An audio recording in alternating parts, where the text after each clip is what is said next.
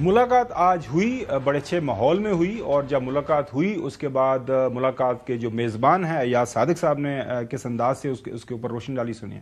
Charter of demands leader of the opposition Umar Ayub साहब ने in writing पेश किए, और न सिर्फ पेश किए बल्कि उन्होंने ये चार्टर ऑफ डिमांड्स पढ़ के सुनाए, और इसके ऊपर डिटेल में एक गुफ्तगू हुई जिसमें तकरीबन हर ऑनरेबल मेंबर ने दोनों साइड्स के इसमें हिस्सा लिया और रास्ता ढूंढने की कोशिश की कि बेहतर से बेहतर रास्ता कौन सा हो सकता है जिसमें जो तरीका निकाला जाए।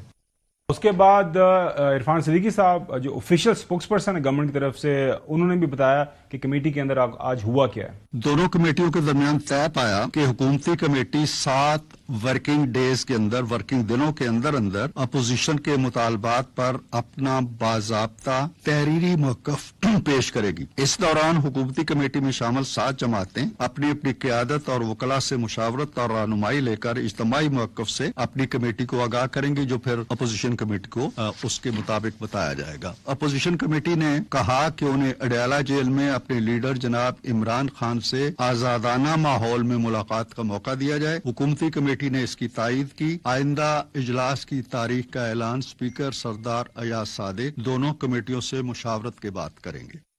ये तय हुआ नाज़रीन, 7 दिन क्या फैसला उन्होंने वेट करना था। 7 घंटे से पहले ही उन्होंने एक प्रेस कॉन्फ्रेंस की, उसमें इरफान सिद्दीकी साहब भी थे, उसमें राना सलाम साहब भी थे। उन्होंने ये जो चार्टर ऑफ डिमांड्स थे उन्होंने इसका पोस्टमार्टम शुरू कर दिया। इनके जो चार्टर ऑफ डिमांड्स थे, चार्टर ऑफ डिमांड्स में वही 2-3 बातें हैं, 9 मई और नवंबर 26 के ऊपर जुडिशल कमीशन और उनके जो असीरान हैं उनकी रिहाई।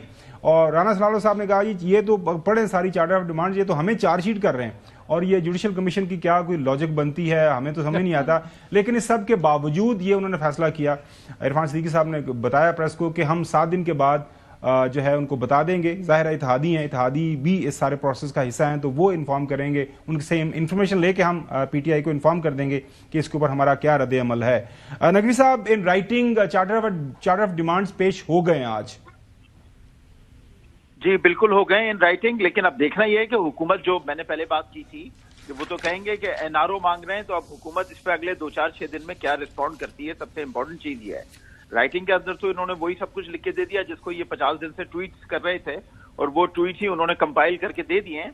लेकिन अब सबसे अहम चीज तो ये हुकूमत का रद्द अमल देखना है। लेकिन एक मैं आपको खबर दे देता हूँ जी प्लीज, कि तहरीक इंसाफ की हुकूमत कहें या एस्टेब्लिशमेंट कहें, उनके साथ एक अंडरस्टैंडिंग हो चुकी है। 2 साल तक तहरीक इंसाफ किसी भी किस्म की अब इंतशार की सियासत नहीं करेगी। इमरान खान साहब ने किस तरह बाहर आना है जेल से, उसका फैसला भी वक्त के साथ हो जाएगा।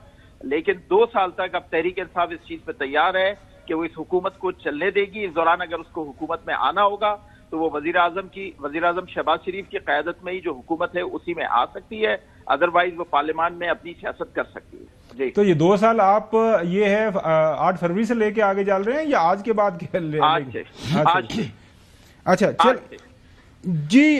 चलो इमरान साहब, ये चार्टर ऑफ डिमांड जो हमारे सामने सारी चीजें कमेटी की सतह के ऊपर चल रही हैं, आप देख रहे हैं इनको किसी जो है कामयाबी की तरफ जाते हुए सारे मामले को? मैंने पहले अर्ज किया है, बार बार दोबारा कह रहा हूं कि ये नहीं, पीटीआई का मैंडेट और पीटीआई के लोगों की रिहाई, इसके रास्ते में कोई रुकावट नहीं बनेगी और ये होके रहेगा। और ये भी बड़ी खाम ख्याली है कि वो 1 साल 2 साल 20 साल 75 साल ये नजायज हुकूमत को कबूल 80 साल 90 साल 100 साल, एब्सोल्युटली नॉट 200 साल, हाँ 3000 साल। चलें हसन अयूब साहब, आपने आज देख लिया सारा मामला।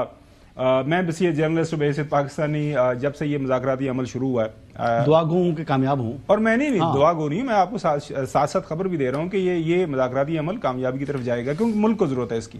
नहीं, मैं भी देखें, इससे अच्छी क्या बात हो सकती है कि अगर हुकूमत और अपोजिशन के दरमियान एक वर्किंग रिलेशन बन जाए। अगर हुकूमत उनके मसाइल खत्म कर बनता हुआ नजर आ रहा है आपको? नहीं, बनता हुआ नजर नहीं आ रहा। क्यों? एतमाद का फुकदान है, ट्रस्ट डेफिसिट है, और प्लस डिमांड्स अपनी अपनी पर जो है ना वो खड़े में हैं।